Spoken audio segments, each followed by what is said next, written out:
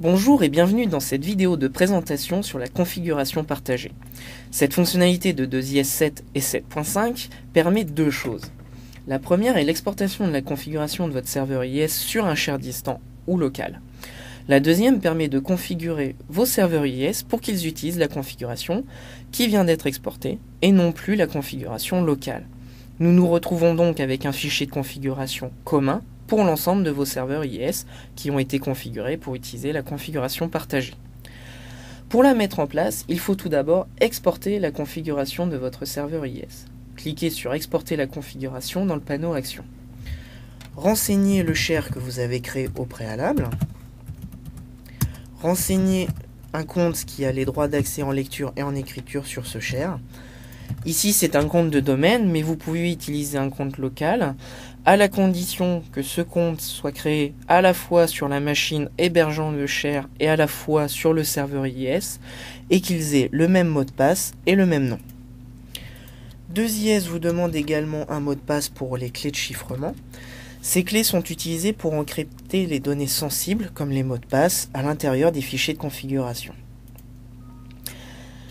Normalement, si tout se passe bien, vous devriez avoir ce message qui vous indique que l'exportation des fichiers de configuration s'est déroulée avec succès.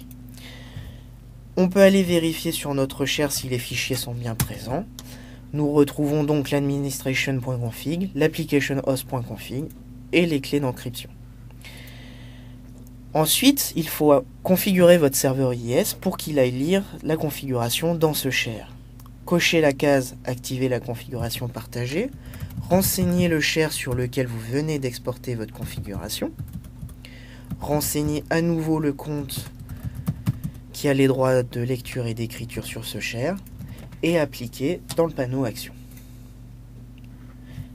2IS vous demande à nouveau le mot de passe pour les clés de chiffrement, et vous devriez voir le message apparaître, les modifications ont été correctement enregistrées. Nous allons effectuer un test pour vérifier que la configuration est bien lue à partir du share. Nous allons donc activer l'authentification Windows.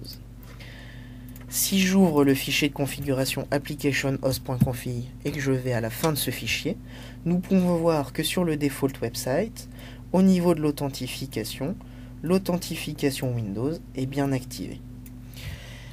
Si je la désactive directement à partir du share, j'enregistre les modifications et j'actualise mon interface graphique, nous pouvons voir que le changement est pris en compte directement.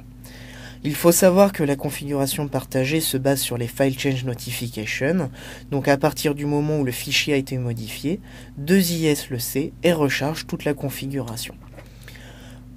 Pour désactiver la configuration partagée, rien de plus facile, vous décochez la case « Activer la configuration partagée » et vous appliquez dans le panneau Action.